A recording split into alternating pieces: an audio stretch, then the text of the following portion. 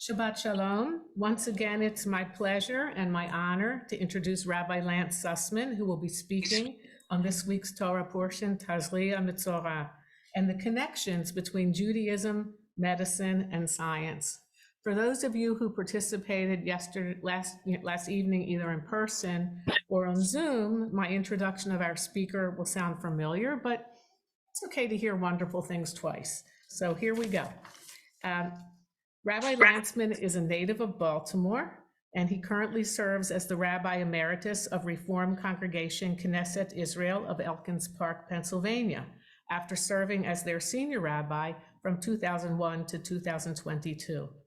Previously, he was the rabbi of Temple Concord of Binghamton, New York, and associate professor of Jewish history at Bingham University, SUNY. Rabbi Sussman has also taught at Princeton, Hunter College, and Rutgers, a wonderful school. He recently completed his term as chair of the Board of Governors at Gratz College in Melrose Park, Pennsylvania, where he continues to teach. Rabbi Sussman is a specialist in the field of American Jewish history, has written several books and numerous articles on the American Jewish experience. Currently, he's working on a television documentary on the history of the Philadelphia Jewish community. He is also editing a collection of sermons and essays entitled Portrait of an American Rabbi. Rabbi Sussman and his wife of 44 years, Liz Zellman Sussman, who is the director of the Knesset Israel Preschool, have 5 children and 3 grandchildren. And it is my pleasure to welcome Rabbi Sussman to our bima.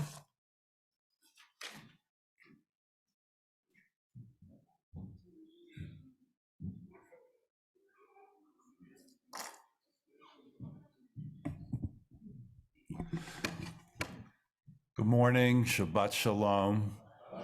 Todah, thank you for having me. It's a very special honor for me to be back in my hometown of Baltimore and with your congregation. There's another personal layer here. In the Reform movement, which I've been part of my whole life, I grew up at Oheb Shalom down on Park Heights Avenue. My mom was president of the congregation at one point. I don't know why that didn't talk me out of being a rabbi, because I saw it firsthand. And in the Reform movement, there's a protocol, a minhag, that when you retire, you have to stay away for anywhere from 6 months to a year. So I retired officially from my rabbinic duties back in July, and I was only at services once during the families in the preschool say I'm in rabbi jail. So to be able to come into synagogue without any restraints or people saying, what are you doing here? You're under contract to stay away, is really a great pleasure. So thank you for inviting me not only to talk, but to participate in your worship experience. And I have to tell you, it's very impressive for me to sit here and watch your services. Your congregational choreography for the Torah, which is complicated, is perfect. I mean, you folks have this down like the Rockettes. I mean, you have this, you have it down, and you have this deep bullpen of Baalei Koreh, of people who can come up and read Torah and Haftarah so beautifully. So this is nachas for me to sit here and observe it. And also one other prefatory observation. It may be typical in the conservative movement, but I haven't seen it before, was that piece of wood that you had to hold the Torah in place with Eitz Chaim he written. That is a brilliant invention. And in my mind went to a little phrase that comes out of a classic rabbinic literature, Ol Malchut Shemayim, Ol Malchut Shemayim, which means the yoke of the kingdom of God. Ol Malchut Shemayim, which in rabbinic literature and in the Talmud is very praiseworthy. It means that a person has taken upon him or herself to do the mitzvot, and you place upon yourself the yoke, not in a negative sense, but in the terms of a positive cooperative relationship to the Brit, to the covenant between God and Israel. So you have this old Malchut Shemayim. I don't know if it's copyrighted or patented, but you can be sure that a suburban synagogue in Philadelphia will have an old Malchut Shemayim in the very near future. That is because certain parts of the Torah is very tense and it wants to pull together, or it rolls off the side, God forbid. And this is the perfect answer. So Todah Rabbi for giving me that.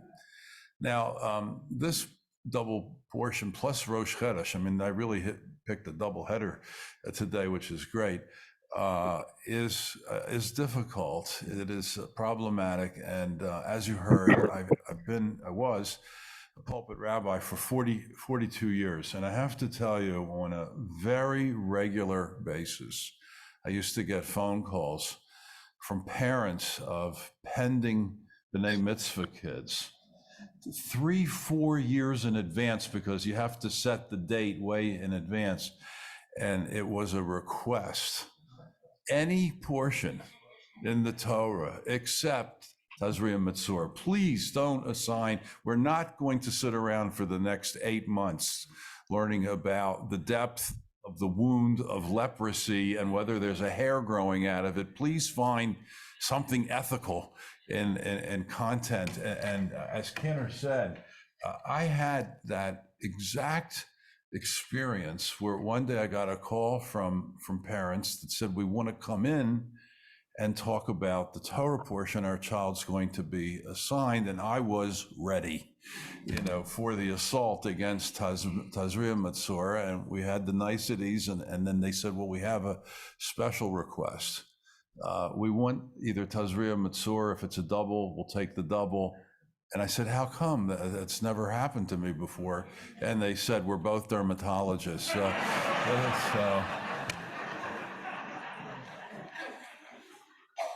But I had another case of a young man who was assigned it. The parents did not object. And he came back. He was a brilliant child with a beautiful boy soprano voice, so good that he was in one of the major choirs in the Philadelphia area. And he did not like this portion for an unexpected reason. He objected to the concept of quarantine. And explained to me that as a baby and a toddler and a young person, he had been very, very sick and had to stay in Children's Hospital in Philadelphia for a long time. And he could not have gotten through this if his parents were not allowed to visit him. He was very lonely and afraid in the hospital, and he did not like the concept of quarantine. And I said, well, I can understand that, but when I went to rabbinic school, I was taught that when you preach on Torah, it has to be positive. So you can't, I don't want you to get up there and speak about what's wrong about this Torah portion and the use of quarantine. And we collided. I mean, we really collided to the point where his parents came in, and I discovered that his mom was actually a very important physician in the hospital of the University of Pennsylvania, and tried talking to them about the good of the community, public health policy, the need for quarantine, and she's just shaking her head no. That you've got to let him say what he wants to say. And I said, but you're a doctor. You're a doctor. Don't you think that the Torah portion is correct? That in something like leprosy, whether it is leprosy or not, there's a debate, that quarantine is necessary. And she goes, that's a different question. This is about my kid. And at the end of the day, I think we found some kind of compromise, but I have to tell you, I was wrong. It was so drilled in my head from school that you had to protect the Torah that I wasn't protecting the child. So this portion became different for me at that moment. It wasn't something to avoid, but rather it was something to delve into and try to figure out what it would speak to us now we're in the 21st century. Is that possible? So this portion became very important and very challenging to me, to say the least. Well, the fact of the matter is that over time, over the centuries, there has been, believe it or not, a certain tension between Judaism and the medical sciences. It's hard to imagine this. I'll take you back through some of the history, and it's really unimaginable, I think, because just of one particular statistic, 26% of all the Nobel Prize winners in medicine, in the category of medicine, have been Jewish. 26%.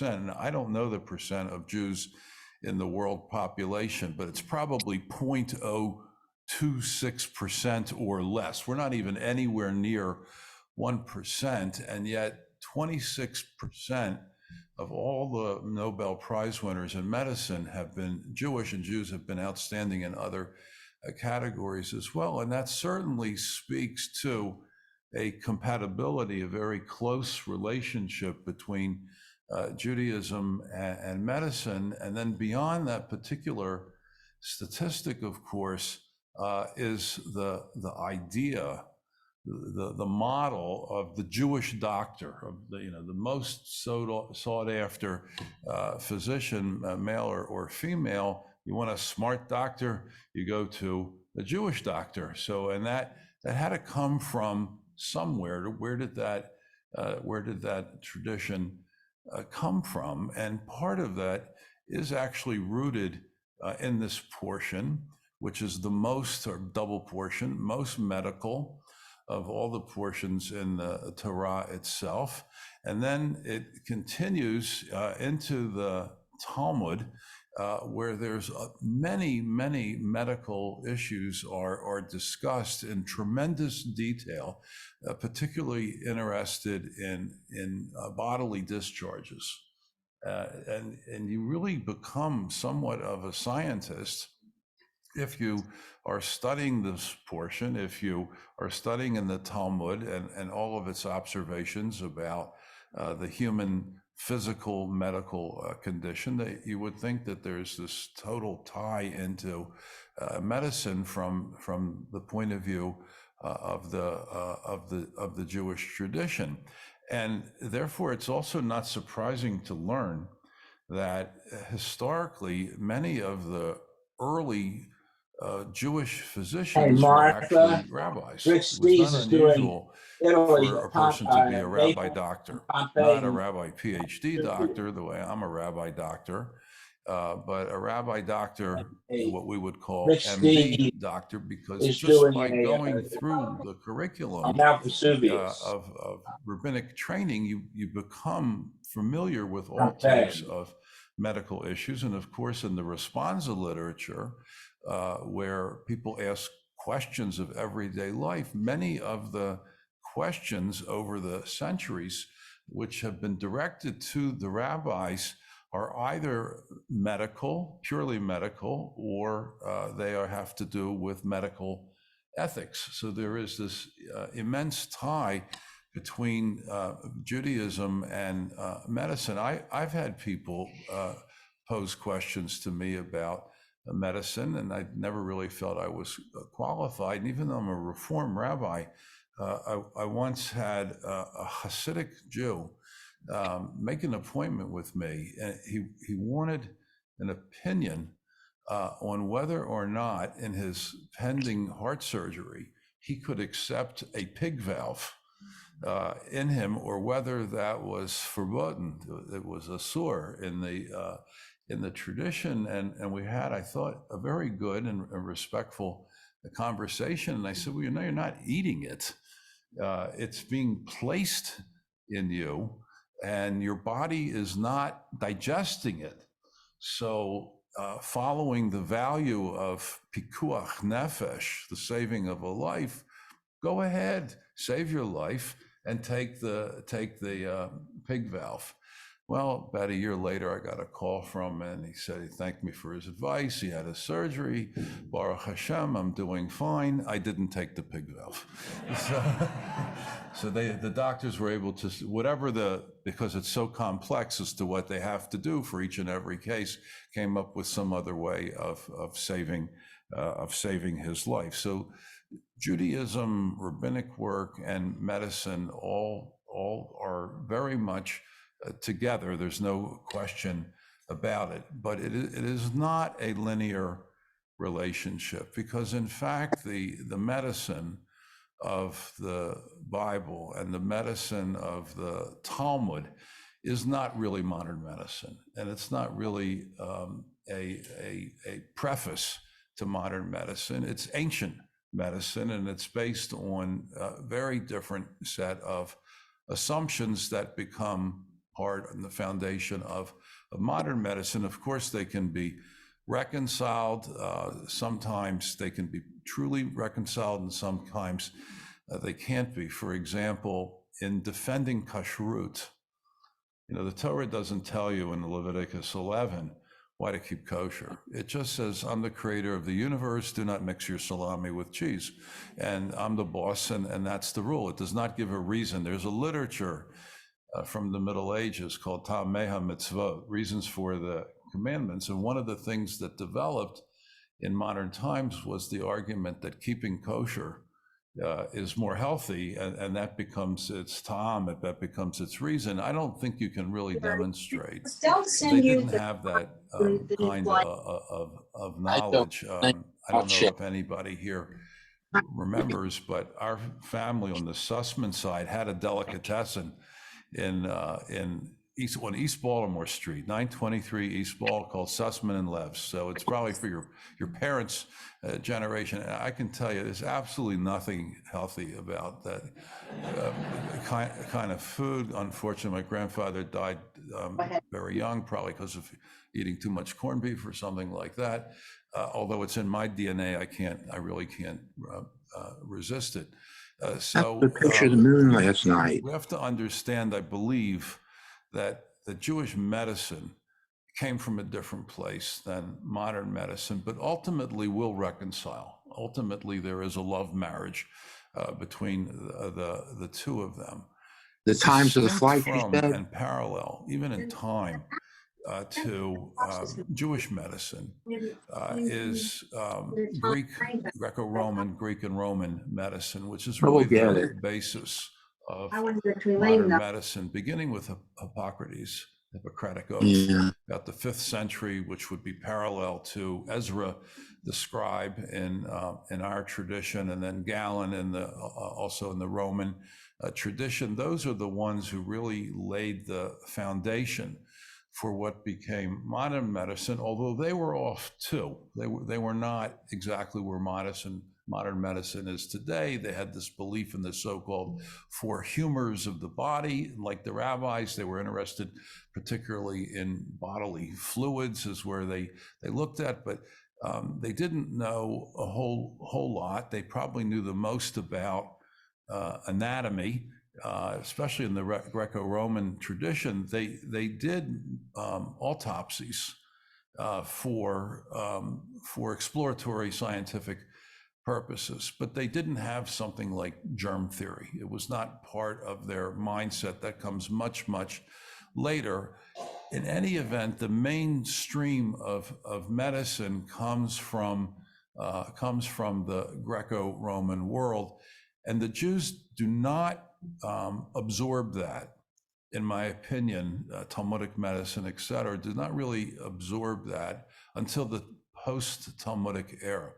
It's really in the Muslim tradition where you begin to see a true merger of the medicine of Hippocrates and Galen with faith-based medicine. The early Muslims, the Arabs, brought back Greco-Roman learning, and they assimilated into their culture, and quite remarkably, the literature of ancient Greece and ancient Rome fell into disrepair as the Roman Empire collapsed. Manuscripts were saved and they were smuggled to a little town in the southeast corner of what is today Turkey, near the headwaters of the Euphrates, called Haran.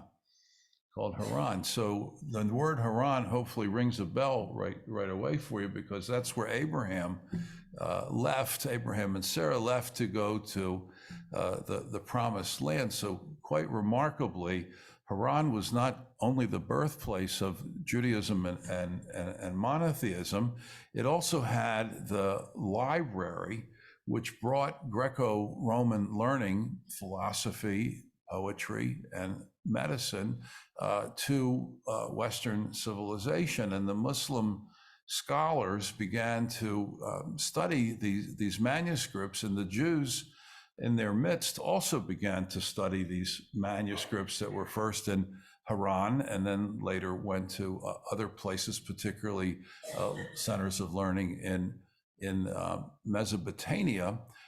And medicine flourishes in the Muslim community, and rabbis and some others begin to become physicians in the sense of what we would say today, although again, they didn't have the theories that we have and didn't have the methodologies. They did cupping and bleeding and things which of course are no longer at all acceptable.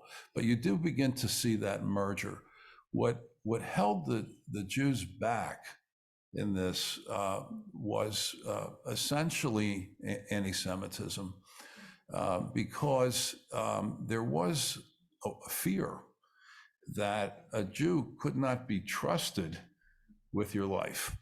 So even though there were many distinguished Jewish physicians who were talking already by the 10th century, and Jews are writing treatises, medical treatises, that they weren't 100% trustworthy, but experience showed that they were effective as doctors. So a tradition began that Jewish physicians, and again, some of them physician rabbis like Maimonides, were called to court, so to speak, meaning the court of the king, and they served as the physician to the highest parts of society. And that became the origin of the Jewish doctor.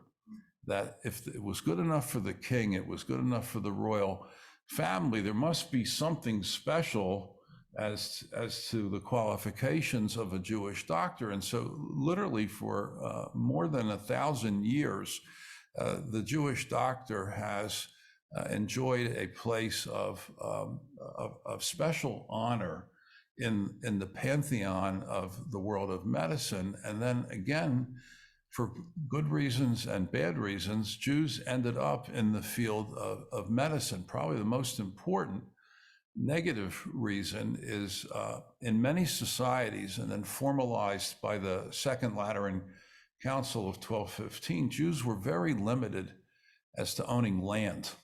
And land, of course, was the main source of wealth before the emergence of modern capitalism. So Jews were forced into portable skills, one of which is medicine. So they were actually kind of pushed into that direction, and there developed a rather large supply of Jewish doctors who were successful throughout the ages.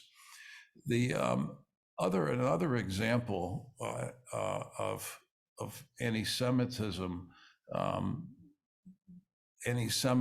curbing Jews and medicine, develops in the modern period, in which Jewish doctors, including this country, were not invited to work in general hospitals. There was severe prohibitions. And in response to that, the Jewish community, okay, good.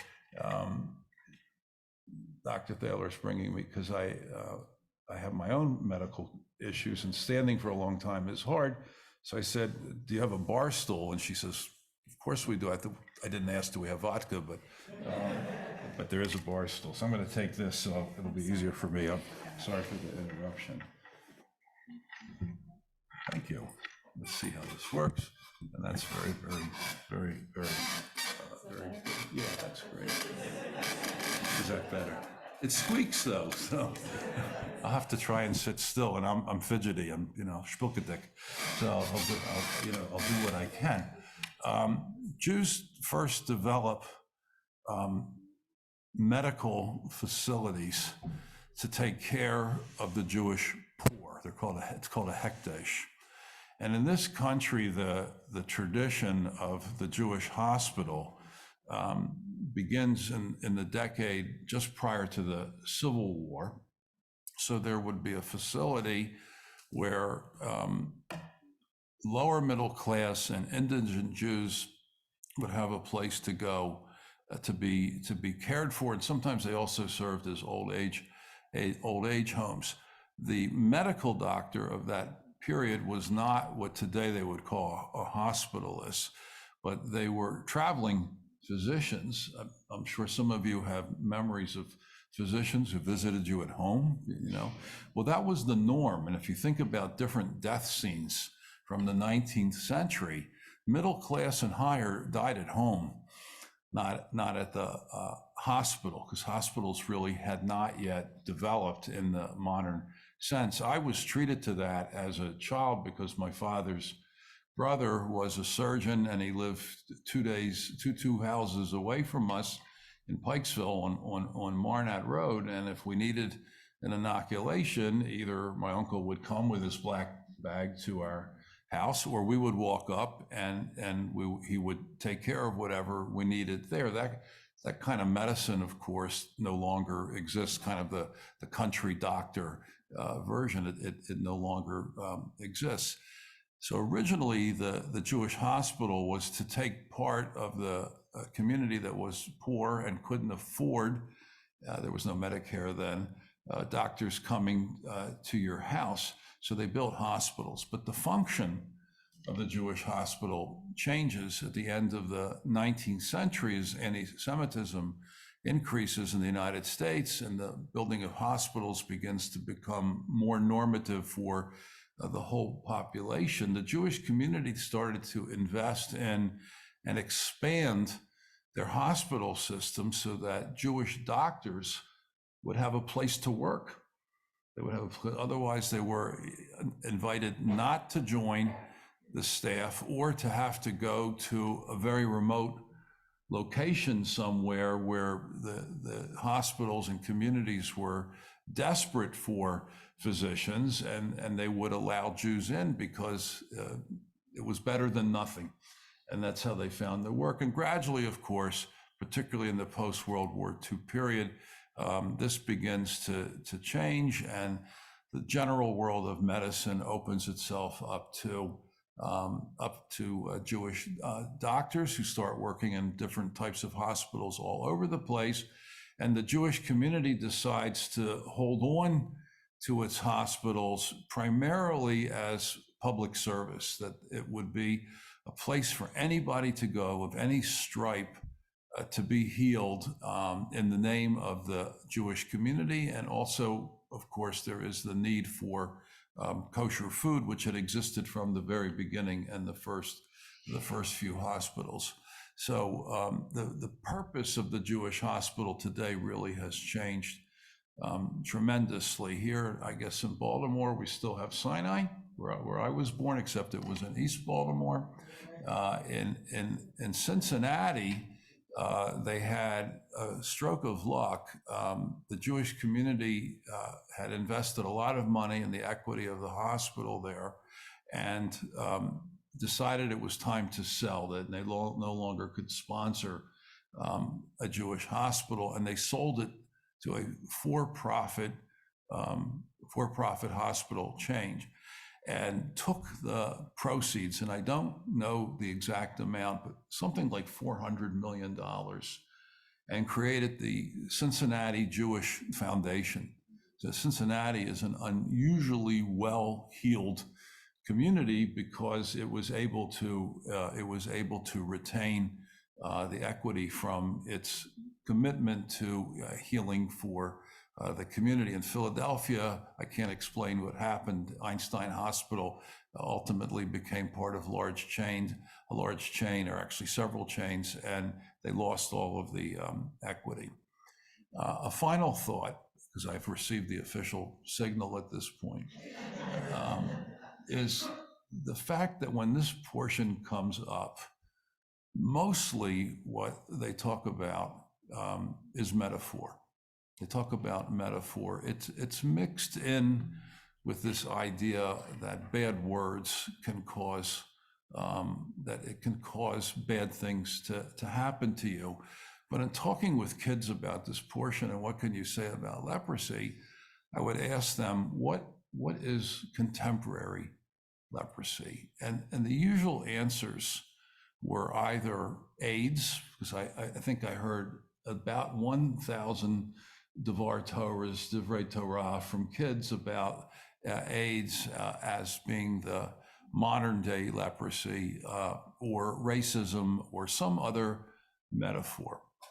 But I want to end this with a metaphor appropriate to this weekend and unfortunately appropriate to our time, that one form of leprosy, which, as we have seen, has affected Jews' relationship with medicine, is anti-Semitism. Anti-Semitism is a leprosy. It is an infectious disease. And unfortunately, right now, it is raging. And the Torah portion, I think, in a way, gives us a treatment plan for the Metzora of anti-Semitism as leprosy in our age. The first is quarantine. It has to be isolated. The biggest danger in anti-Semitism is that it moves from the margin to the core. And we might be at that moment right now where it's not just a bunch of nuts on social media. Is it beginning to affect the thinking of the average American? The second part of the treatment is purification. Purification here would be education, to re-educate people against anti-Semitism. If you're illiterate or you have been subject to negative traditions about Jews, you are ripe to become an anti-Semitic leper. And finally, and I think the Jewish community believes in this, is this idea of reintegration.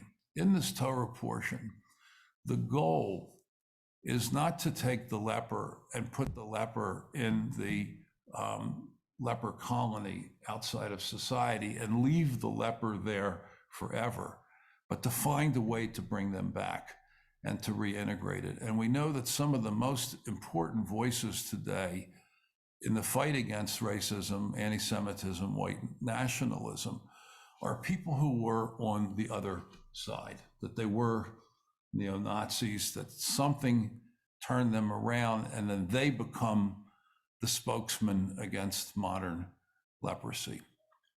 So Tazria Metzora, for me, is not to be avoided, is not to be a portion or set of portions that you worry about 4 years in advance not to do, but is something to really dive into.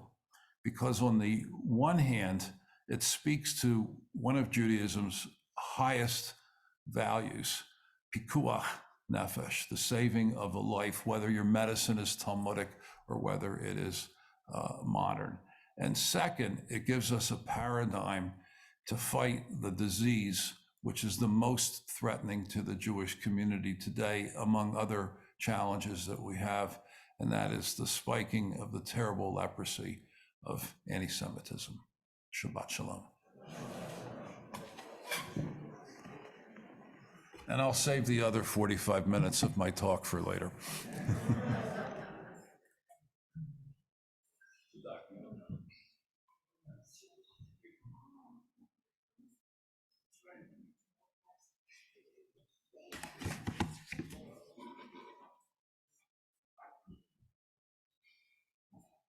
And now for a very quick Musaf service. Musaf, just one. V'hu'eni v'chai go'ali v'tzor chevri b'yetzara v'hu-nisi u'manosli menat kosi b'yom ekra b'yado afkid ruchi b'yet ishan v'ya'ira b'yimruchi geviati Adonai li velo ira v'shamru b'nei Yisrael et ha-shabbat la'asot et ha-shabbat l'torot ha'merit olam Sanctuary, and welcome to those who are participating online. I'm going to try and leave some time for some Q&A. So if you have a question, try to hold on to it. If you can't hold on to it, just burst. So the theme that we agreed that I would explore is anti-Semitism. And last night talked about anti-Semitism from a global and historical perspective. And this morning, I tried my best to find a way to attach the history of anti-Semitism to, that's okay, that's your new rabbi, so.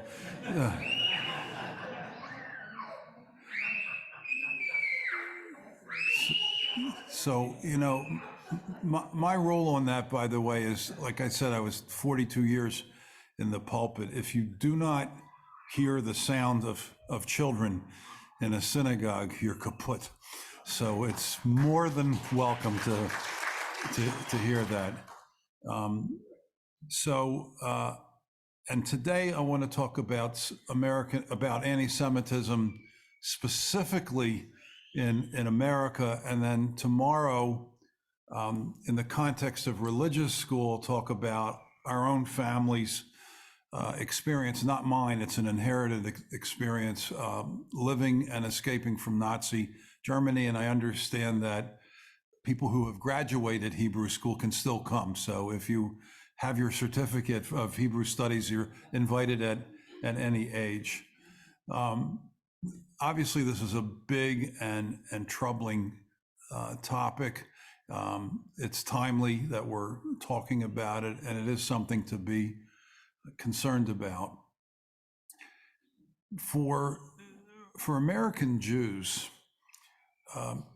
especially in the last, up to about 10 years ago or so, but in this post-war period, by and large, anti-Semitism was diminishing in the United States. That is not to say it went away, and it doesn't mean that in other places around the world it wasn't full steam. But for the most part, anti-Semitism in America was in retreat. And it's a little bit surprising, at least to me, how it has come back with as much fury as it has in this country. I don't know of which of the statistics you can believe, but certainly we know that the incidence of anti-Jewish acts is way up, double and triple from 10 years ago. That about 1 out of 4 American Jews has experienced some kind of anti-Semitism in recent years. I was at an Israeli food store in downtown Philadelphia not that long ago called Dizengoff, and their shopping bag is pink with Hebrew letters on it. And as I was leaving, it, man my age started yelling and screaming at me about how Israel is committing genocide against the Arabs. I had never been confronted like that. I guess he assumed I was Jewish and or Israeli because I was leaving that particular store, and it really was quite jarring, to say the least. So it is out there, and it's incumbent upon us, of course, to fight it through education to prevent it growing in future generations. I also think we need to understand its roots and the nature of anti-Semitism in the United States and in the colonies that preceded the United States. So I want to walk through this history with you in a shortened form. Obviously, this can go on and on and on, but try to point out some of the high points, and I guess you should say low points, which may be surprising. I don't know how familiar people are with this story. So before there was European settlement in North America, there was very strong anti-Semitism, quote, in the old world, including in the countries that were opening up the New World, particularly Spain and Portugal, but also England, to a lesser extent, Holland. So even before Jews come here, there is a negative framework for their eventual arrival. And the settlement of Jews in North America, because remember, Jewish settlement begins in the New World in South America and in the Caribbean, and the North America is the last place that Jews come because, in fact, it was the last area of European settlement, so that there already was deep European anti-Semitism in the New World before there's a Jew here to feel the brunt of it. And for most of the history of Jewish settlement in North America, the trend has been toward a lowering of anti-Semitism to the point where back, let's say, by the very end of the 20th century, American Jews were truly experiencing a golden age in which anti-Semitism was not an existential threat to the Jewish community. It did not start that way. It did not start that way. And it took decades and centuries for Jews to earn a place and be given a place in American society as equals. Remember, as I said last night, for those who were here, prior to the end of the 18th century, you did not have the concept of citizenship. People were subjects, and there were different estates in society. Jews were not part of any of that. Physically, they were in society, but they were not part of society. They were outsiders. They were alien residents. They were unwelcome, and at best, they were tolerated. At best, they were tolerated. And that's the context in which Jews first arrive here to North America. The first place in North America where Jews arrive for the purpose of settlement was New Amsterdam.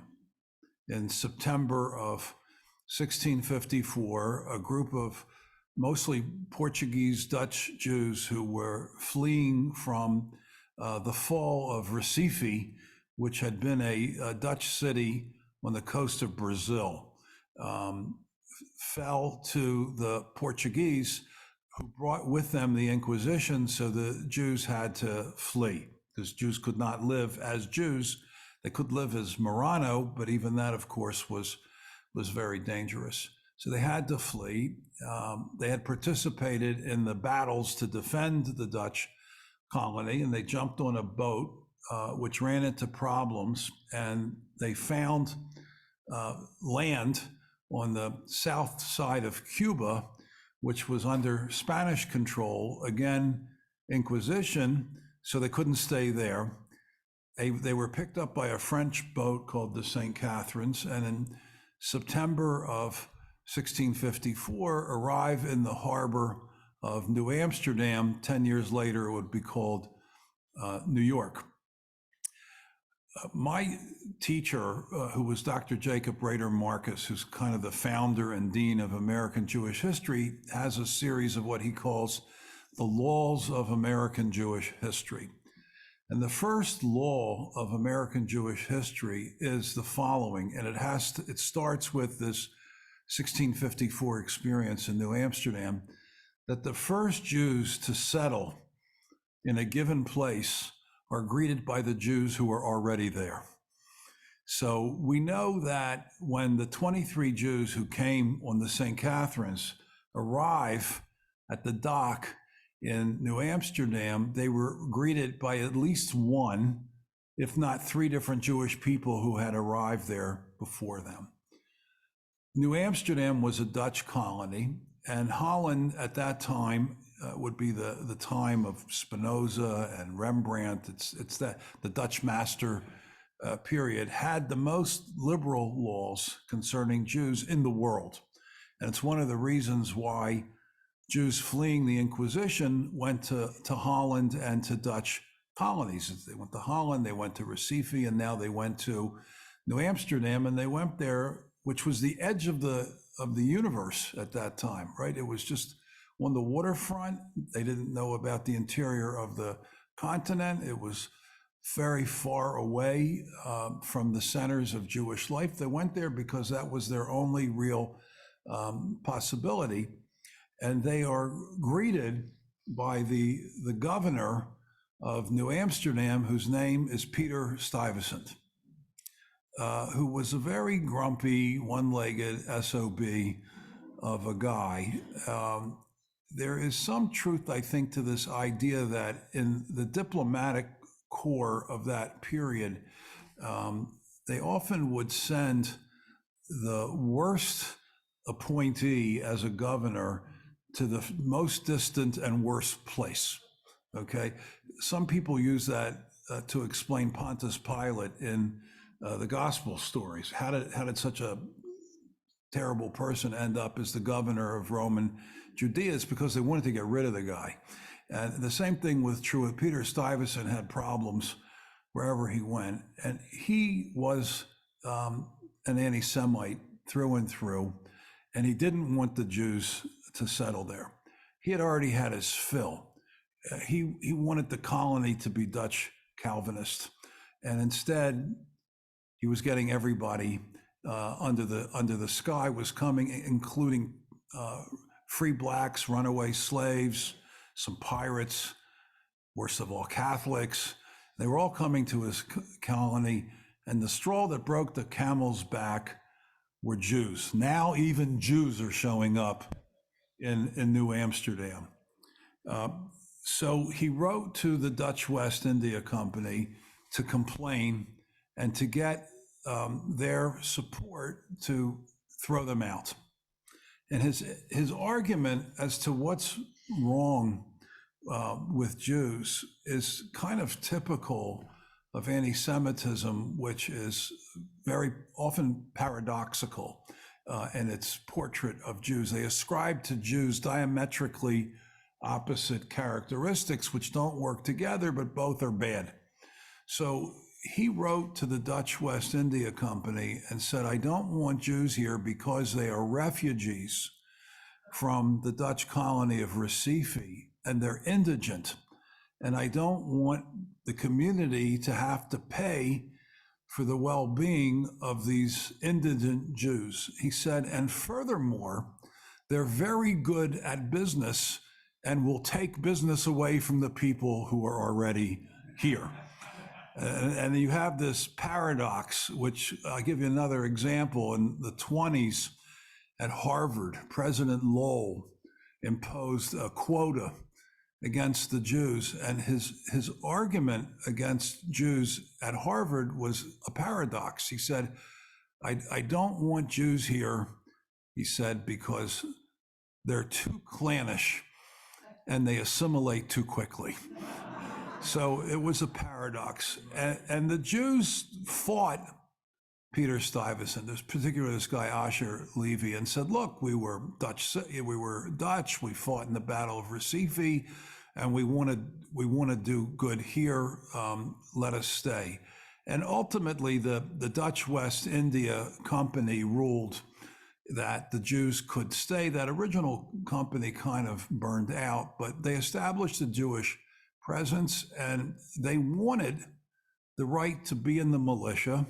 They wanted the right to pay individual taxes, so on and so forth, to become part of the community. So the second rule of American Jewish history is Jews come to stay in America, and that has been true since 1654, except for Israelis. Israelis are the first American Jews who have a normal immigration profile. And normal immigration means about a 30% rate of remigration. For most of our families, if we were to do a survey here and take a poll of those of us in the room and online, you would probably find that your ancestors left Russia or Poland or Romania and stayed, and that the rate of remigration was 3% or less, and not the normal 30%. If you have friends who are, let's say, Greek or Italian, you know they still have family and they go back and forth. But that's not the case in the Jews, because you're going to go back to Russia? Really? Is that possible? No, and you're not going back to Poland, and you couldn't go back to Spain, and so on.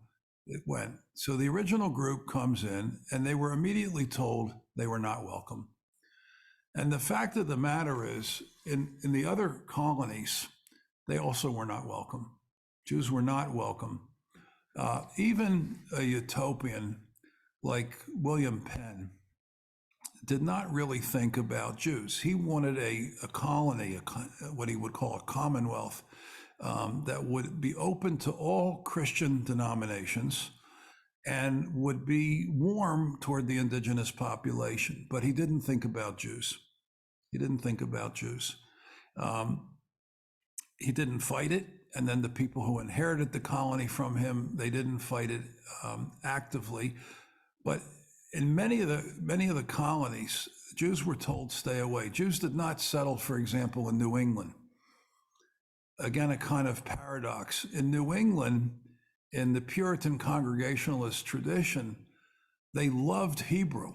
They loved biblical Hebrew. Harvard required ministers to train in Hebrew, but they didn't like Hebrews.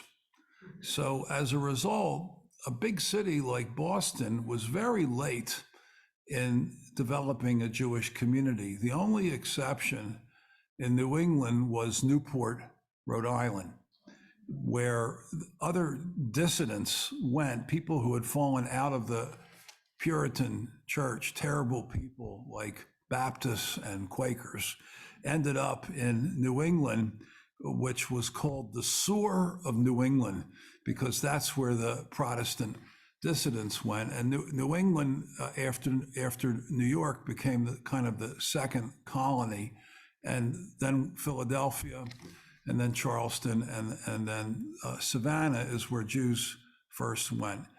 And in each of those places, there were restrictions about Jewish settlement and Jewish participation in government, whether or not they could hold public office or even vote. Each colony has a different history, and time doesn't permit us to go through all of them. Maryland was a very difficult situation. It was originally supposed to serve as a refuge for Catholics, right under the Carroll family. But then, as a result of a Protestant uprising in England, Maryland became very repressive of not only Catholics, but Jews.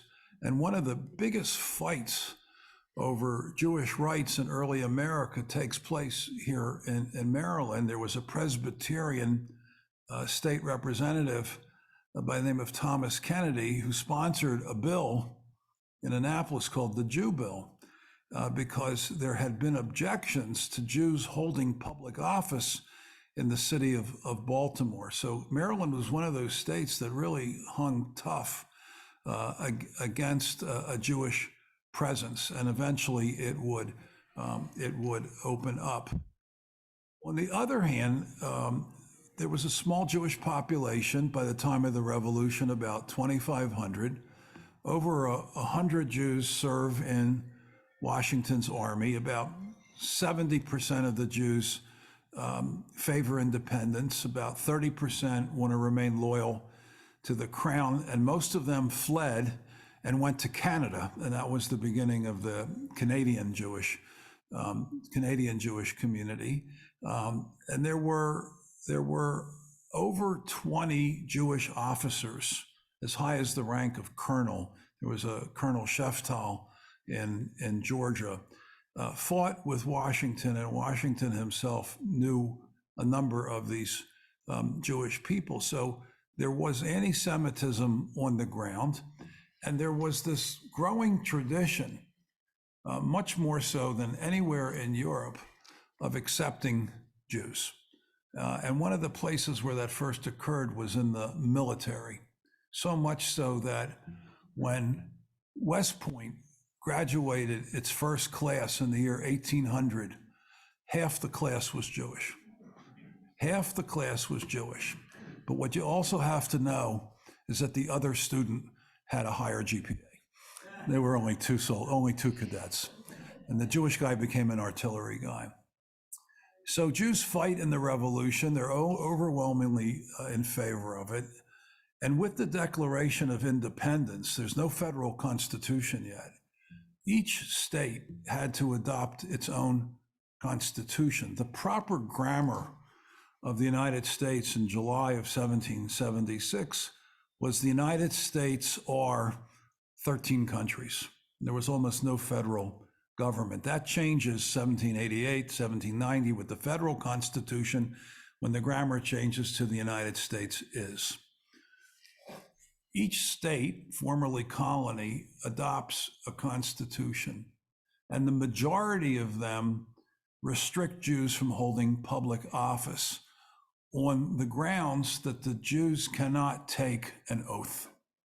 Because to take an oath, you have to be reliable, which means you have to be Christian, and you have to put your hand on a Bible, which is going to include the New Testament, and they did not want Jews. There were also restrictions on Catholics, who is reflecting the long, bitter history of Protestants and Catholics in England. So most of the states had restrictions. The most liberal was New York, where Jews had gained the right to vote under what was called the Plantation Act of 1740. If you ask, why do I know all this stuff? I'm writing a book on this topic, so I'm kind of knee deep in it, and I hope to be done by about 7 tonight. So we'll do the best we can. So one example is what happened in Pennsylvania. When the first Constitution of Pennsylvania is written, there's an alliance between German pietistic groups up in the Allentown, Bethlehem area and Quakers that forbade Jews from holding public office. But once the new federal constitution is adopted, it's a different ballgame, because in the federal constitution, it's stated that there will be no test oath of office under the United States, which was interpreted to mean the federal government, but not state governments. So state governments were still free to forbid Jews from holding public office, although the majority felt that the states and the federal should be in alignment with one another. And one by one, the states started rewriting their constitutions. In Pennsylvania, the original constitution did not allow Jews to hold public office, and only one person objected, and that was Benjamin Franklin, who said that this is not in the spirit of the American Revolution. And then one by one, New Hampshire, I think, was the last, all the way down to the 1870s, where they got rid of the barrier for Jews to hold office at the state level. Interestingly, here in Maryland, which was very restrictive, Thomas Jefferson, who was one of the principal architects of the separation of church and state, appointed a Jew as a federal marshal on purpose. His name was Ewing. He was from Philly, settled in Baltimore, up in the northeast corner at the top of the Chesapeake Bay. Jefferson made a federal appointment of a Jew as a marshal to show what the federal government represented versus the state government here in Maryland. Between the time of the Constitution's adoption and the election of George Washington in 1790, these constitutions are being written and rewritten, and the new president of the United States takes a stand. And George Washington was very much in favor of religious liberty and the inclusion of Jews. Jews were kind of the first real test case, the canary in the mine kind of thing. It was too difficult to talk about Catholics. There are about 25,000 Catholics and 2,500 Jews, but he was strong in his support of total Jewish enfranchisement, and as you know, exchanged letters with the 5 standing Jewish communities of the time, the first of which was Newport. He receives this beautiful letter from the Newport Jewish community. They weren't able to coordinate among all of the communities, in which the Parnas, the president of the community, a man named Satius, writes, under these United States, their bigotry is not given sanction. To bigotry, no sanction, and to persecution, no assistance. And George Washington adopts that into his famous letter to the Jews of Newport, Rhode Island. Those two categories are very important. Bigotry and persecution are separate categories. One has to do, bigotry is grassroots level, what average people feel, that the government will not fuel anti-Semitism. And to persecution, no assistance means that the government of the United States is not going to enact anti-Jewish law, because in the rest of the world at that time, anti-Jewishness was a part of law. And beginning with the federal Constitution and with the election of George Washington, we've had this dichotomy here in the United States that anti-Semitism is rarely rooted in law, often indirectly supported by prejudicial law, but not rooted in law, where a law of the United States says a Jew cannot live in the city of Baltimore. You don't find that. Instead, it was sneaky anti-Semitism, and they used things like restrictive covenants and things of that nature that doesn't specify the name Jew to keep them out. So right at the beginning of the United States, the country commits itself legally and constitutionally to Jewish inclusion. But that is not to say that at the grassroots level, for all the reasons we talked about last night, and particularly the Christian narrative, that doesn't mean that there wasn't substantial anti-Semitism. But what it did was to embolden the Jewish community to fight social anti-Semitism and to fight anti-Semitism at the state level. So, for example, there was a lingering case in South Carolina that had blue laws that said that places of business had to be closed on Sunday. Well, the Jewish merchants wanted to be closed on Saturday, and the law said that it had to be closed on Sunday, and it went to court. And the first time there was a ruling, it was a Judge Rice said, well, then for the Jewish community, you'll have to be closed for 2 days a week. You'll close on Saturday because that's your business, and Sunday because that's the law of the land. And that's the kind of thing that Jews were fighting in the early national period. I think one of the great turning points in the history of anti-Semitism in the United States, and there's only time to literally jump from major headline to major headline, takes place during the Civil War on the North side. The first had to do with chaplains. In the original draft legislation to raise an army for the North, for the Union, it called for the establishment of a chaplaincy corps, and that ministers of the gospel could be called to be chaplains in the federal government's army fighting the insurrection in the South. It so happens that Washington, D.C. was right on the border between Maryland and Virginia, which not only was Southern, but hosted the capital of the Confederacy, Richmond. So Washington was surrounded by a string of federal forts on both sides, on the Maryland side and on the Virginia side.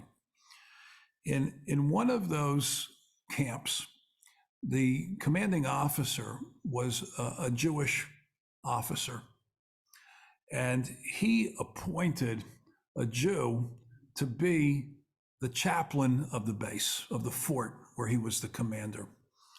The supervision of the chaplaincy corps in those days was done by the YMCA, which is a Christian organization, and at different points of its history has been more evangelical, now less evangelical, and more just communal.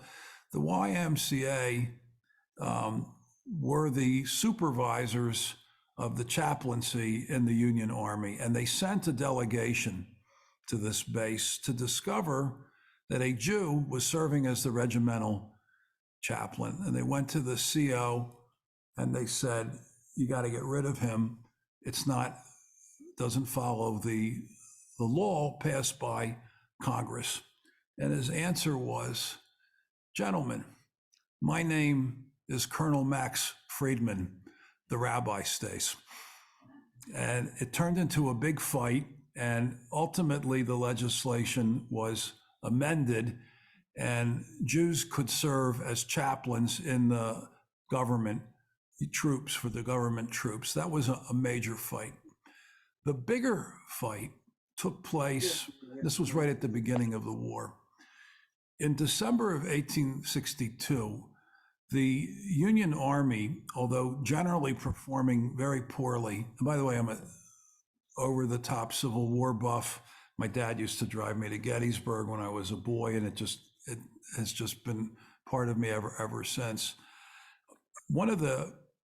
The Union had several strategies to win the war. They didn't do so well on battlefields for a while, but they did have an effective strategy: blockade the coast, and then, following Roman military history, divide et impera, divide the Confederacy in half down the Mississippi River. And both the blockade and the dividing of the South were effective. The land battles in the West were headed by Ulysses S. Grant. And it came to pass that in December of '62, he was receiving complaints from battlefield commanders and the people above them that Jewish peddlers were interfering with Union Army business, and that they wanted the Jews to be expelled from what was called the Department of Tennessee, which was Mississippi, Alabama, Tennessee, Kentucky, etc. An order was written. It was handed to General Grant, who was the commanding officer for that region of the war, and the Jews were expelled. And they started moving, and we have compelling stories of boats on the Ohio River, on the Kentucky-Ohio border, Jewish families arriving there, and even of one mother taking a baby wrapped in a blanket and throwing it into the boat across the water because they were being expelled. Well, expulsions actually are nothing new in American history. Indians were expelled, indigenous were expelled all the time. And in Europe, since 1290, in England, there were also regular expulsions. So it really didn't strike anybody except the Jewish community as wrong that said, look, we're not going to be expelled in the United States. This is not part of the American way of life. And several delegations went directly to the White House, to Lincoln, and said, you cannot expel us as a class. And Lincoln immediately reversed the expulsion order, which in my mind was the seminal moment of the story of anti-Semitism in America. If the expulsion order had stood, we would have had a completely different experience in this country. And legally, the Jewish community would have been reduced to the same status as the indigenous population. Not slave, but not citizen, and subject to government regulation, harassment, and expulsion. But it didn't happen because Lincoln directly intervened. The expulsion made life very difficult for Grant because he had political ambitions as a Republican, and it was always under attack from the Democrats. And when he finally is running for president of the United States, received withering fire as to whether or not he really believed in the expulsion order. There's a new book out on this topic about Grant and the Jews. And the fact of the matter, in my opinion, he was not an anti-Semite, and most of the really negative things about the whiskey drinking, cigar chewing Grant was mostly propaganda from the Democrats of that period, not the same as the Democrats of today. The parties have had different personalities over time. He did everything in his power to demonstrate an affection for the Jewish community through federal appointments, and as being the first honorary chair of the highest organization. He lived long enough to see East European Jews coming to America, and he supported that immigration. So the expulsion order was critical. The next event is connected to the Civil War through the Seligman family. The Seligmans were German Jews, very wealthy, and they bought and traded bonds in Europe, but their business was here in the United States. The Seligmans' business probably is what paid for the Union's army fight at Gettysburg. War is a very expensive proposition, and literally every battle needs to be financed. And the Seligman helped finance this critical battle in July of 1863. But when he took his family in the 1870s for vacation in Saratoga Springs, New York, he was told that the hotel would no longer allow Jewish guests. And this represents a intensification of anti-Semitism in the United States in the post-Civil War period, which most broadly, with respect to civil rights, is known as the Jim Crow era. Jim Crow did not just affect the Black community. It was general prejudice. So you have your first anti-immigration legislation, the Chinese Exclusion Act, you have the Seligman incident, and on it goes. And the Seligmans, who were major financiers in favor of the Union Army, were told they couldn't stay in a hotel. So they actually were in their own gold-plated train. This was a very well-to-do family, and they were intent on having a vacation. So the train left Saratoga Springs along the Hudson and went west until they could find a place where they could have their vacation. And it's the truth. That's how the Catskills got started.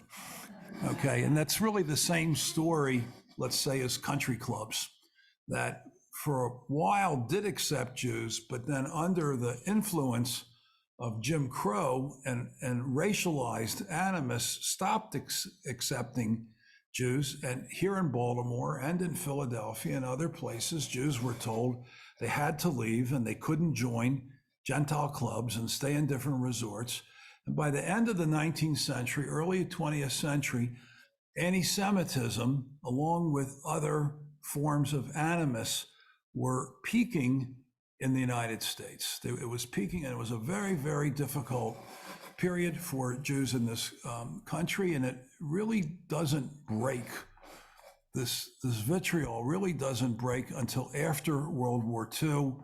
I think knowledge of the Holocaust had something to do with it, and the civil rights movement actually opened doors for a lot of people, although it's a very, very complicated story when it comes to the Jewish community. Another sign of the mixed waters in the United States was the appointment of Louis Brandeis to the Supreme Court, which is a huge breakthrough in terms of Jews holding high office in the United States.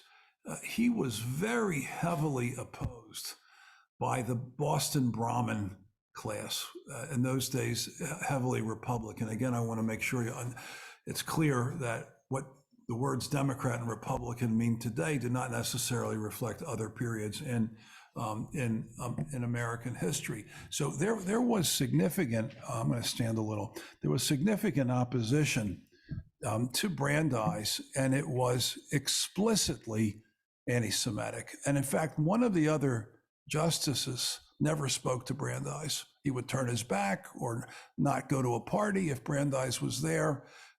And Brandeis was a real pioneer in setting a bar for the acceptance of Jews at the highest level of the American government. World War I did not serve as a breakthrough for the Jewish community. About 250,000 American Jewish men served in our expeditionary forces in World War I, partly because it was a fast track for naturalization. So all you had to do was survive the Battle of Somme or Verdun, and you could become an American citizen, but it did not lead to the acceptance of Jews in the society any more than it helped Black soldiers who had served in the American army. And the Jewish community had to move forward. In the 20s, you have the high point of the Ku Klux Klan in this country. And you have a huge reaction to the war itself, the First World War, in which the United States wants no part of Europe. It goes into deep isolationism. It does not want more Europeans to come to the United States. And so in 21 and 24, the Congress passes a cluster of immigration laws which were designed, the National Origins Act, the Johnson Acts, et cetera, which were designed to keep the United States an Anglo-Saxon society. And there were quotas set by national origin as to who could come here, with the largest quota going to people of English descent, which was very clever because the English weren't immigrating here at that point. So most of the immigration quotas were unfilled. At the same time, based on the base year that they had picked, let's say 1% of the immigrants could come from Russia. So by enacting national origins, it said for anyone coming from Russia, you can only constitute 1% of the total immigration that would be allowable for that year. It doesn't mention the name Jewish, but there is no question, and this is observable in the congressional record, that a big part of this was designed to keep Jews out of the United States. Just like I had mentioned President Lowell of Harvard, there was a fear that too many Jews were coming to America. The peak years were actually from 1905, 1910, just before World War I, and a good 100,000 a year of Jews coming from Russia, Ukraine, Poland were coming to the United States, and that was disrupted by World War I, and then the National Origins Act put an end to massive Jewish immigration to the United States. And those laws set the stage for the disaster that takes place 2 decades later, or a decade and a half later, under the Nazis. Because in terms of rescue of European Jews, first German and Austrian, and then other Jewish communities, they were facing a quota system here. And there just wasn't space. Add to that then the anti-Semitism embedded in the State Department and the cold-bloodedness of the FDR government, and there wasn't a whole lot of room for Jewish immigration to the United States. In fact, it was impossible to save hundreds of thousands. They could have done a lot better than they did, but it was already capped by law. The United States was coming out of a depression. Anti-Semitism was ripe in America in the late 30s. You had the American First Party and Charles Lindbergh and Father Coughlin. Anti-Semitism was part of the warp and woof of the American experience, and they were going to insist on these immigration quotas and going slowly as possible in fulfilling them. So America did not become the place of refuge for the Jews of Germany and Austria. And then once the war begins, rescue becomes impossible because of the exigencies of war. So the anti-Semitism that grew out of social anti-Semitism and then is embedded into law without mentioning Jews leads to this disaster. There was a Jewish representative from Brooklyn in the House who was the unsung hero of this story. His name was Emanuel Seller, who worked for Rescue throughout the 30s and 40s and stays in office. He was one of the longest serving representatives. And he is able, after World War II, to begin to pry open the doors of the United States. And in fact, due to his efforts, about 600,000 Holocaust survivors make it to the United States, which is about the same number that come to the new state of Israel. And it's with the end of the war that you begin to see all types of different legislation and social movements, protest movements in the United States that begin to push back on the social anti-Semitism of the United States and a greater willingness to fight against the supra-legal and lower than federal level restrictions that were hurting Jews in the United States. So anti-Semitism doesn't disappear after World War II. Part of the civil rights movement, which was mostly supported by the American Jewish community, but not entirely supported by the Jewish community. Let's say they favored the concept of civil rights, but weren't that interested in living in integrated neighborhoods themselves because the schools and the value of property and all of that. So it's a very mixed period in terms of Jews and the rest of society. But anti-Semitism at the popular level begins to break up, and the willingness of Jews to push to get into the corporate life, to break restrictive covenants on housing is emboldened. And this is this golden period in American Jewish history. That's not to say there wasn't a neo-Nazi movement during this time. It's not to say that far right-wing groups like John Birch Society didn't have an anti-Semitic element in it. There were tensions that were growing between the American Jewish community and the African American community during this period as well. Jews were very subject to white flight, except they often left behind businesses and properties in what were now becoming African American communities. The economic interface between the two communities was very uneven. I mean, we had a house cleaner who I felt very close to growing up. And I remember, I think it was the 5, the bus that came up Park Heights Avenue, where hundreds and hundreds of Black women would emerge out of the buses and then picked up mostly by Jewish housewives. And they had this arrangement, almost like, not as dramatic, but like this book and movie, The Help. And there was a certain simmering to that relationship to say, to say the least. There's an expression along the lines that Jewish-Black relations were never as good as Jewish liberals wanted it to be, and never as bad as Black nationalists painted them.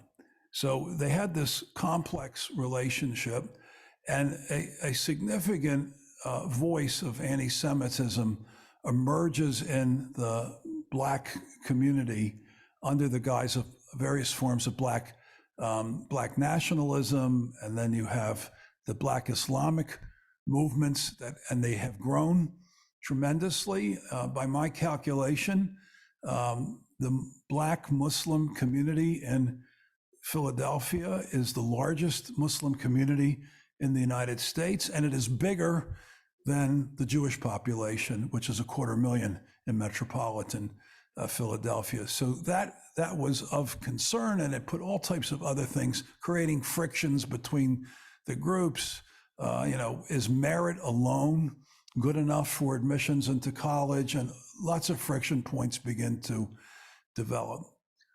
By the end of the 20th century, in the early 21st century, you have other lines of anti-Semitism growing in the United States.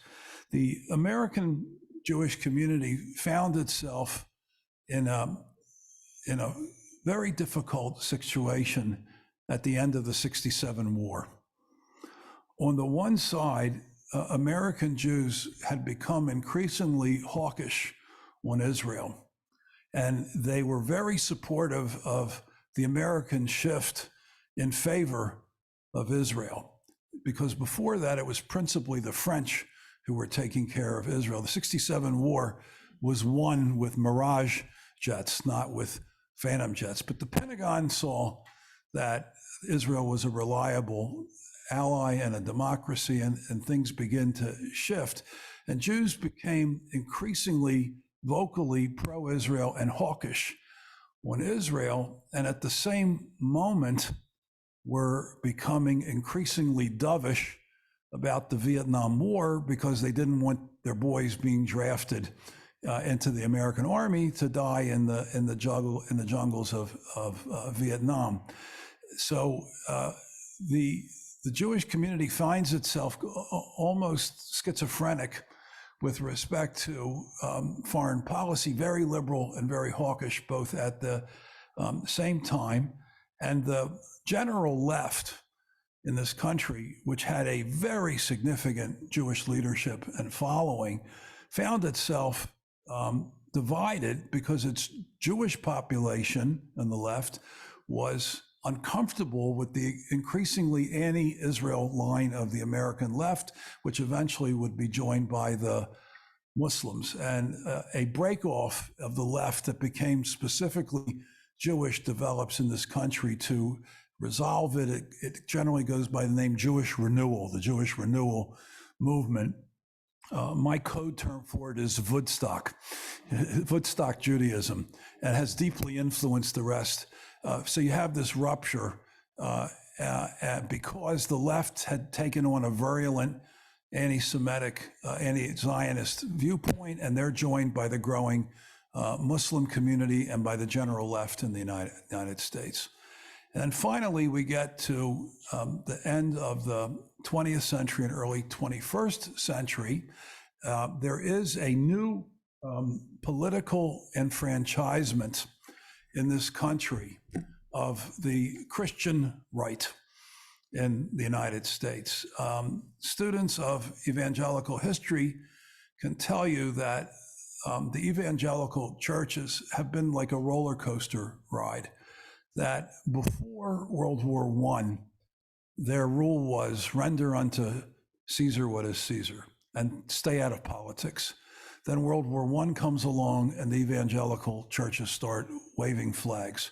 And then after the war, they go to bed again and are not politicized. Well, we know that in the 80s and other times at the end of the 20th century, there was a purposeful politicalization of the evangelical side, particularly of white America, and that ultimately is blending part of it, not all of it, can't tar everything, with white nationalism. So it's white Christian nationalism, which, in my opinion, represents the greatest existential threat to Jews and Judaism in the United States. Most of the shootings and terroristic attacks against the Jewish community tend to come from the right. That is the evidence presented by the ADL. But on the other hand, there is also this marriage, which we see in Europe, by the way, as well as here in the United States, of a combination of leftists and Muslims against the Jewish communities in France and Holland, but also here in the United States. And that's where we find ourselves this day.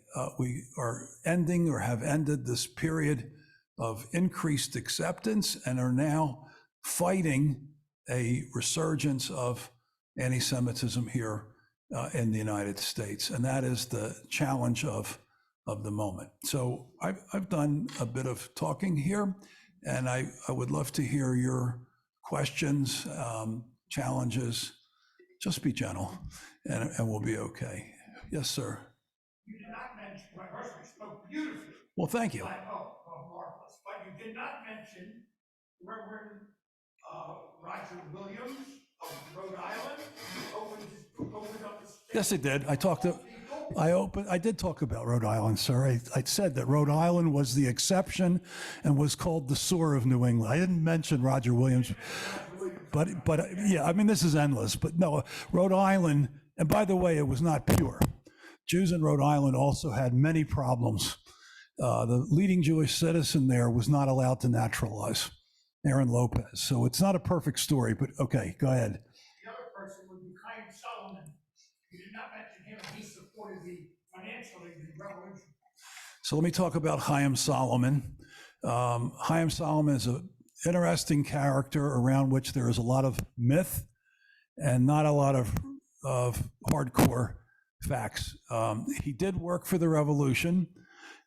He is part of that colonial revolutionary period. He had been a member of the Sons of Liberty, which was a radical pro-independence group, and was arrested by the British in New York. He escapes to Philadelphia, and because of his knowledge of foreign currency, goes to work with Robert Morris, who is essentially the treasurer of the revolution. He was expert in writing promissory notes and things of that nature.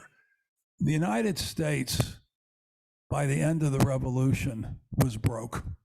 And debt is actually written into the Constitution of the United States. They had to create currency, et cetera, et cetera. And Chaim Solomon worked under Robert Morris to pay the bills of the revolution and to deal with the debt.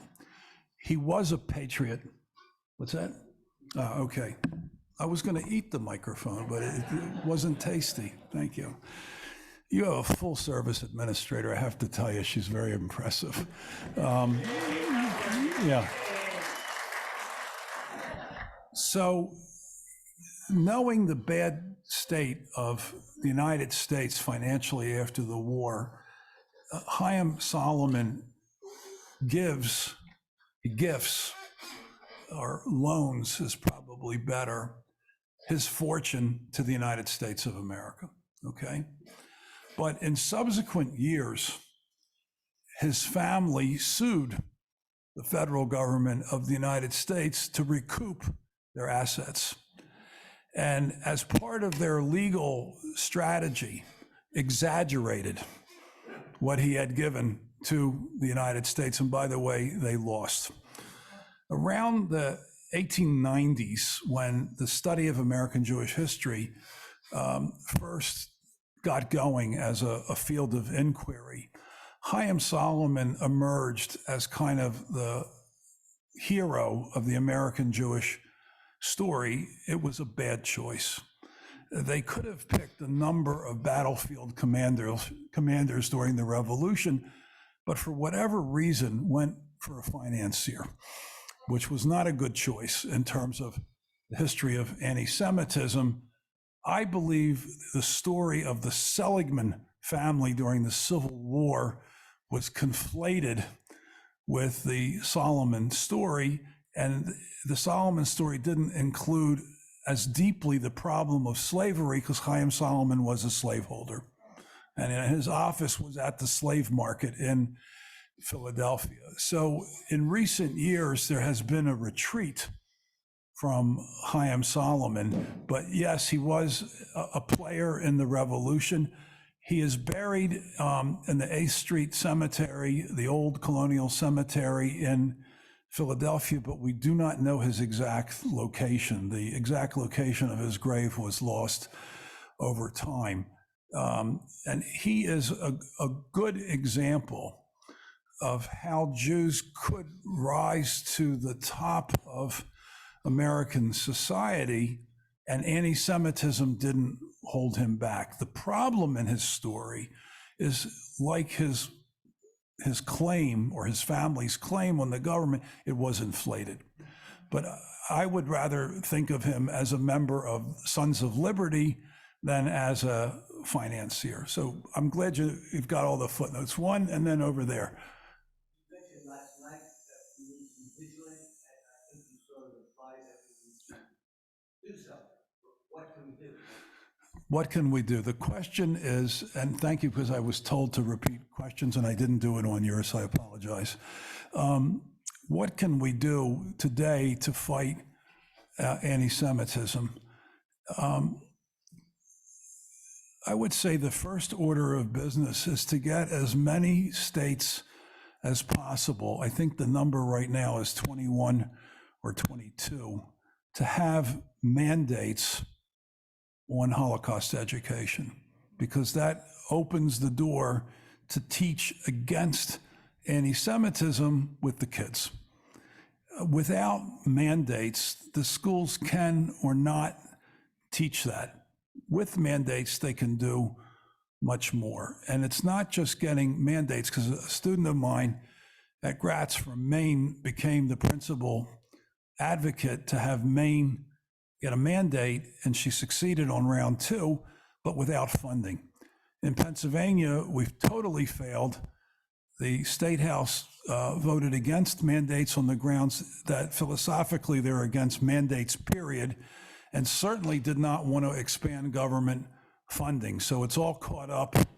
We're all familiar with the dynamics of those debates. So it's a tough moment to push, but I think given the rise of anti-Semitic incidents, that mandated Holocaust education is the number one and most important thing to do. And then following that, I think it's important to intensify interfaith work. Interfaith has fallen into pretty much disarray. And part of that is that some of the mainstream churches at the national level have taken on anti-Zionist positions. But what is true in headquarters is not necessarily true at the congregational level. And the Jewish community needs to find friends beyond the Jewish community to teach them about anti-Semitism, the Holocaust, et cetera. Israel makes it more complicated, but not undoable. So that's what I would say. And then finally, and always, it's not a time to shrink away from your Jewishness. You know, we've been in a period in which Jewishness, affiliation, et cetera, has been in very steep decline outside of the Orthodox community. That is a weakness, and it means that the agents of anti-Semitism have an easier time of steamrolling the rest of the population. So an active and proud American Jewish community, I think, serves as a good antidote. To be an ostrich or to abandon does not help this at all, in my opinion. But you know, that's the speech that every rabbi gives on Yom Kippur since time immemorial. There is something we can do. We are accepted by law and principle in this country, and nobody can argue with the Jewish community in this country that they haven't paid in blood for their citizenship. So think about the generation that fought in World War II and World War I, et cetera, et cetera.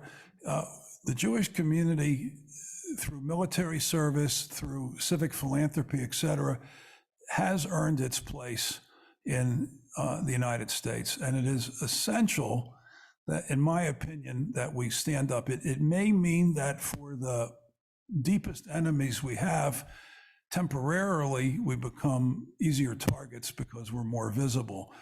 But eternal vigilance is the price of freedom and liberty. So I would say those are, it's a three-prong approach, and there can be other factors as well. No, ma'am, please. I personally feel that social media and the political polarization in this country has contributed greatly. Is there a way that we can use that? So the question is polarization, political polarization, and social media are contributing to the rise of anti-Semitism. And that is absolutely correct. Is absolutely correct. It means that anti-Semitism is not the primary issue here. The primary issue are those two categories. You have political polarization, and you have an increased use of social media. And part of that, I like that microphone. And part of that includes anti-Semitism. So there is the broad structural issue. How can we jump in as a community? I think Robert Kraft has come up with something quite brilliant with his blue square advertisements. In TikTok, you have endless reports. I don't know how many seconds each TikTok segment is. One of the groups that has really jumped in on TikTok is the IDF, is the Israeli army, usually using their women soldiers to dance, to sing, et cetera, and try to put a good face. By the way, the Hasidim have done the same thing. If you watch TikTok, you'll see a lot of Hasidic weddings, but purposeful use of TikTok, which, assuming it isn't being banned as some kind of Chinese instrument of war, is important because it gets to the kids. Where I live in Philly, where my grandchildren go to public school, every time this yay entertainer opens his mouth about anti-Semitism, the number of incidents in the schools jumps up. Kids are inspired the wrong way to take that message. And a significant problem. I live in the next town over, but and I'm involved in a grandparent organization working with the school administration. They're getting something at home, but the match that's lighting this is coming from social media. And we need to be present there, and at the same time resist too much control on First Amendment rights. So it's a very delicate balance. Social media is unfiltered. I'll try to be quick in finishing. I see your hand, sir. You know, when I was growing up in the 60s, you had three networks. They were very reliable. And I relied on Walter Cronkite for the truth. And if I needed an opinion, I listened to Eric Sevareid, and he gave the truth. Today, there's thousands of voices and no fact checking, and it is breaking down the fabric of society because we less and less have accepted truths across the board. And in that environment, toxic environment, you have the fertile ground for anti-Semitism. And soon as they saw their opening, they jumped in.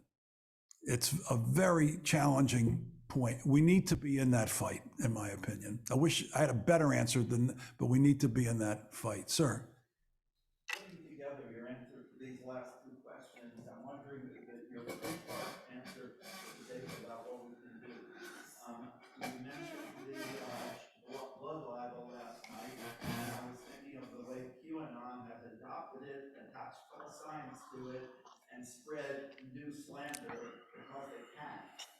And this morning you compared anti-Semitism to an infectious disease, where you want to get to the people who are most susceptible, and the science of reaching the people who are most susceptible is growing so fast that I'm wondering if the three answers you gave are enough, or if there's more we need to do.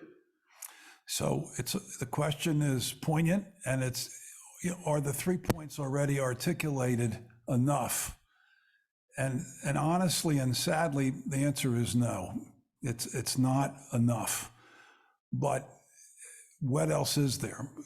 Is there a golden bullet here, a silver bullet that would knock out anti-Semitism in this country? And I don't think so. I think we're in for a rough ride at this point. And it will also depend on political leadership on both sides of the aisle to curb what they're saying and to have a filter system. But unfortunately, we're in a period that used to call yellow journalism and muckraking, and there's been other terms for inflammatory politics, that the more outrageous you can be, whether or not it's based in any sort of fact or truth, the more likely you are to win a primary. So there seems to be a split in American political culture between heading into primaries and general elections, where Jews will do the best in fighting anti-Semitism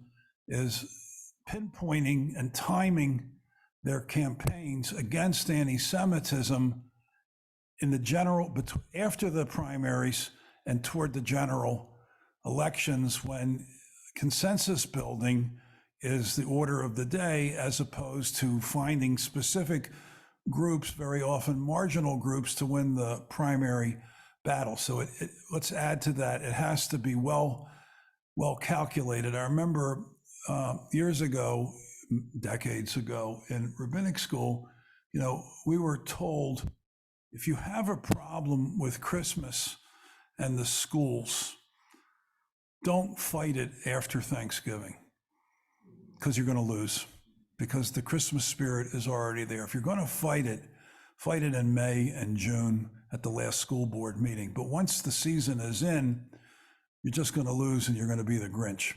So we have to be very, very strategic in our thinking. I remember my kids were having a problem in Binghamton in junior high school, and I went to the principal and he said, "Rabbi, I have 17 languages in this school. You're the least of my problem. At least I know you're going to support me." I wish I had a stronger answer. Yes, please, ma'am, in the back.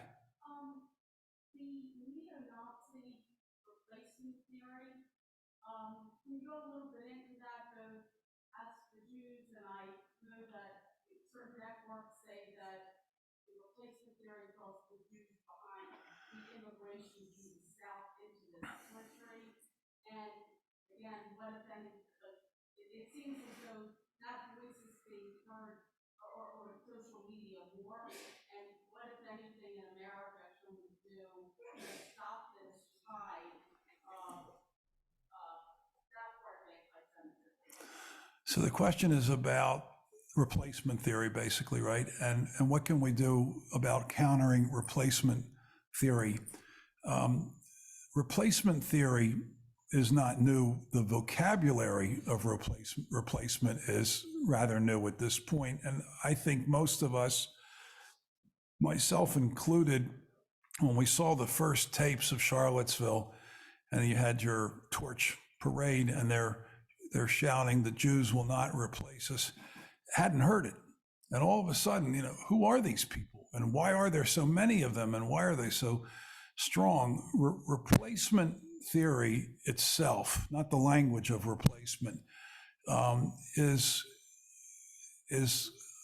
probably about 150 years old right now in that form. And it goes back to the Protocols of the Elders of Zion, which originally was a treatise not about Jews at all. It came out of French police, French security.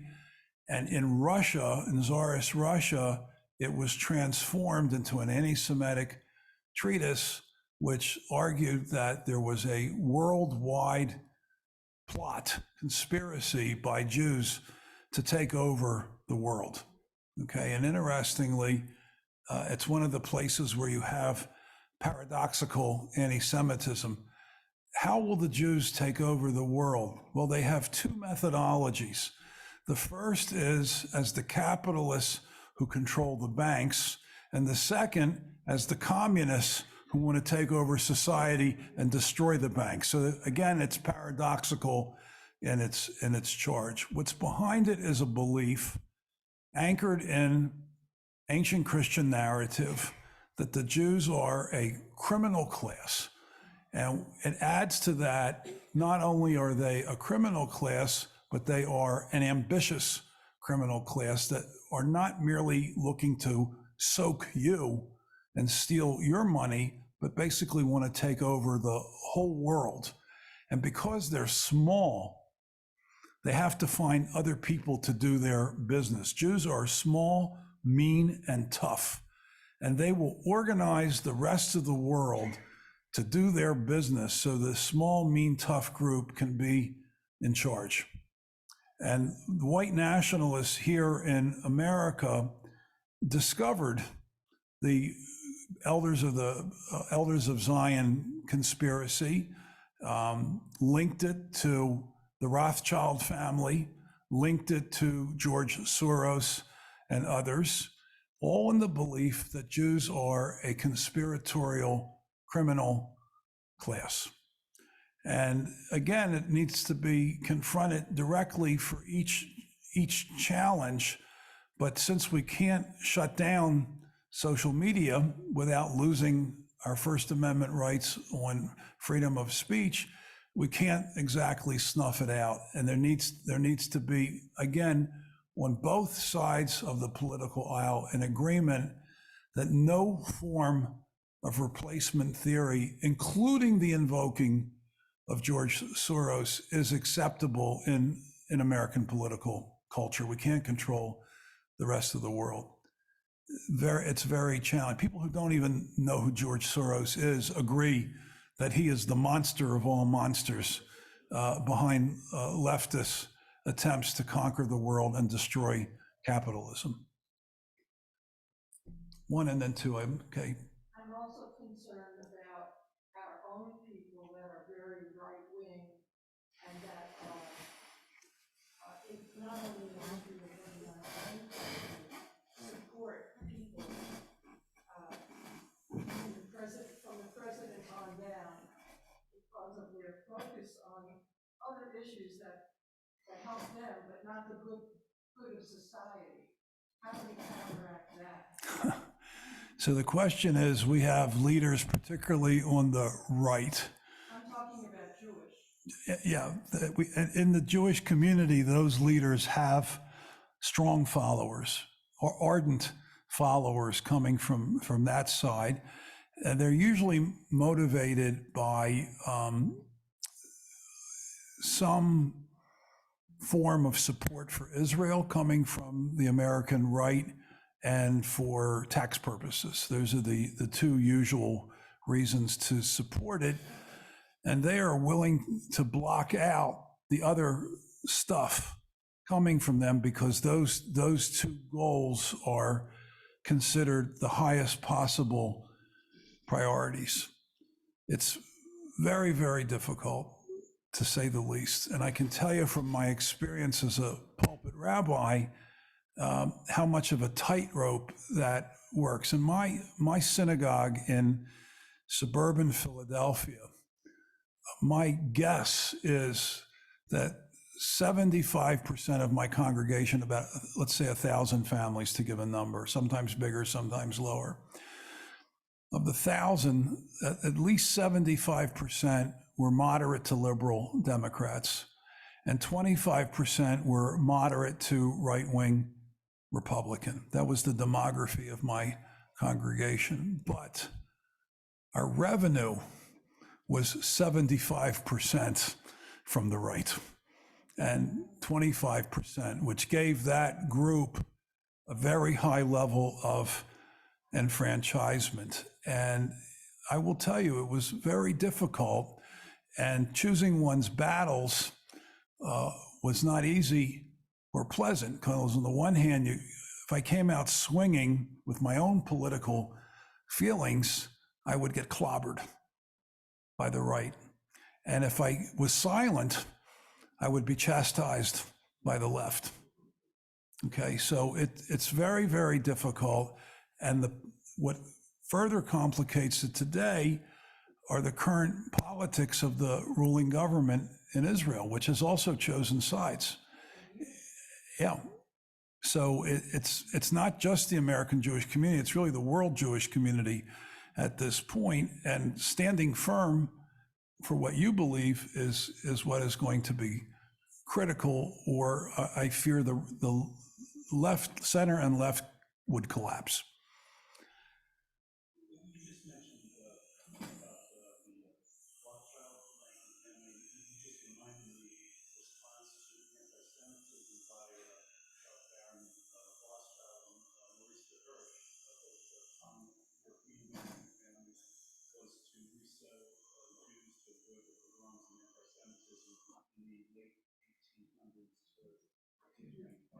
I'll repeat. My great grandfather ended up in Brazil as a result. Right. Of all the different places they bought land over. Has your research looked into that response? So the question had to do with a former heir, ERA, in Jewish life, in which anti-Semitism was the major anti-Semitism, poverty were the existential threats to the Jewish community. And the answer, 1880, 1900, actually was agriculture, to disperse the Jews and put them into agriculture. I don't think, obviously, that's going to fly today. There still is evidence of that work today, particularly in the form of the kibbutz movement, which is on its knees, basically at this point. You know, kibbutzim have become gated communities. They've lost their socialism, and they're more like 55 plus today with HOAs. So, you know, they're not dancing the hoe around tractors and shorts anymore.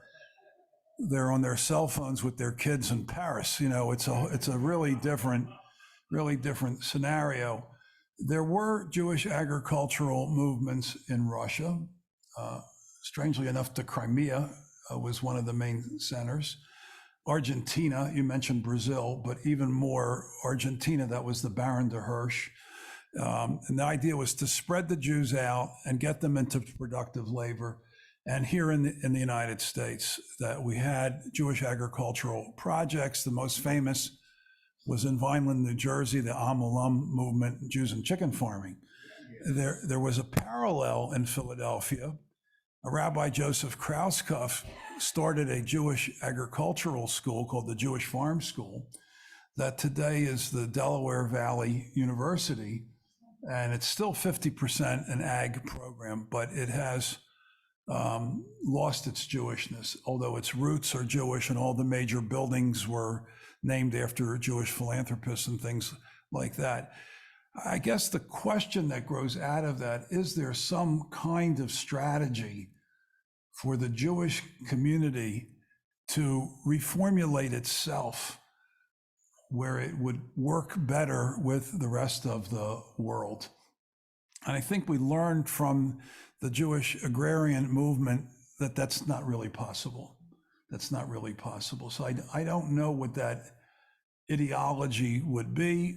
The Jewish community is very, very diverse today in terms of the ideological components. The threat in the Jewish community is what are called the nuns, if you've heard that expression, N-O-N-E-S.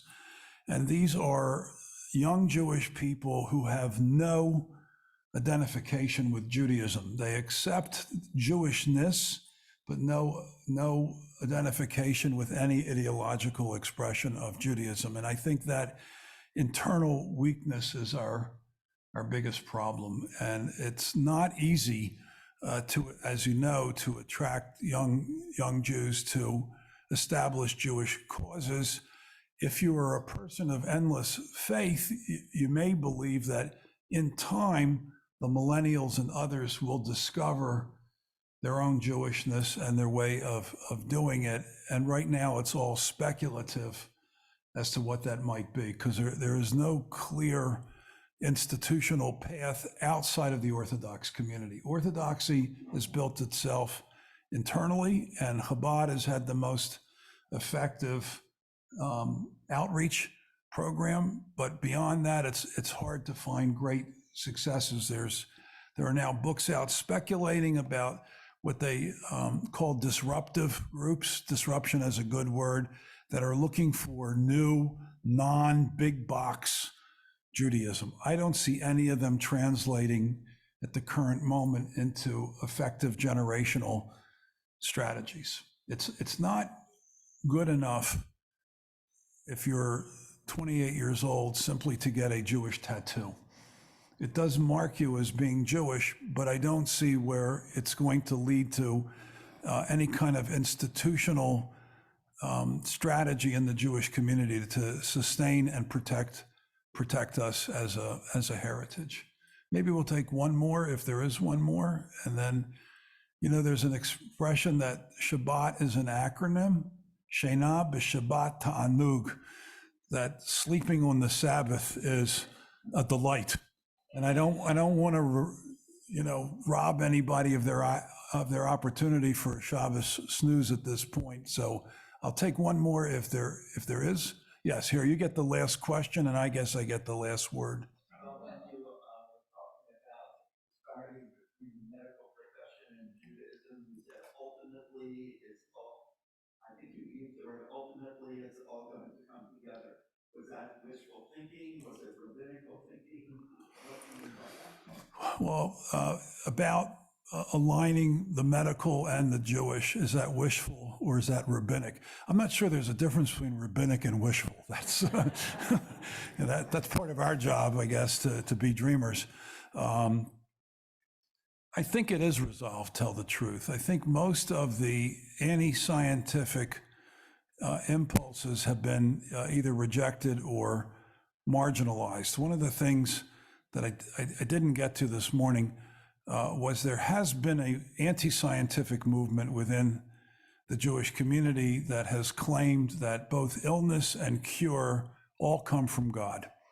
And it sounds a whole lot like Christian science. And there actually was and is a very small Jewish science. There was a Rabbi Lichtenstein who rejected medical treatment altogether. And when he died, his wife took over, Tehillah Lichtenstein. It's pretty rare. What has come back in the Jewish community is the value of petitionary prayer along with science, not to replace science, but to help science, and certainly to make the argument in praying for the well-being of our friends and family, there's no harm. And the best illustration of that has been the return of the Mishaberach prayer, where it's very broadly embraced today that it is okay to pray for the well-being of the sick, but that does not also mean the withholding of medical treatment, that both can be done. It's not either or, it's both, to the point where there are surgeons who allow volunteers to hold the hand of a patient under anesthesia because they believe, not based on research, but on instinct, that this is good for the soul and therefore good for the body. So there is a spiritualizing effort in the Jewish community, but very often it is linked to health, like Jewish meditation, that it's settling, it's mindful, it's good for your heart rate. And they very often give medical explanations. So it would tell me that the spiritual and the medical can comfortably live together inside of the Jewish tradition. There are areas of resistance. There were problems with ultra communities early in COVID, but by and large, I think what's happened is the Jewish community, which had bought very deeply into science and medicine, is now doing more to allow for spiritual healing along with physical medical healing. And everybody deserves a refuah shlema because we all have something where we need to heal. So I want to thank you for the opportunity and wish you all a Shabbat Shalom. Okay. My feet are asleep.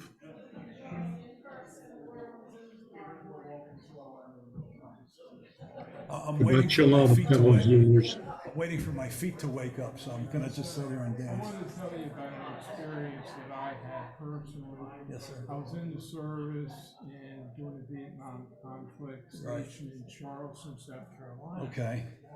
This is 1967 or 66. Height of the fighting.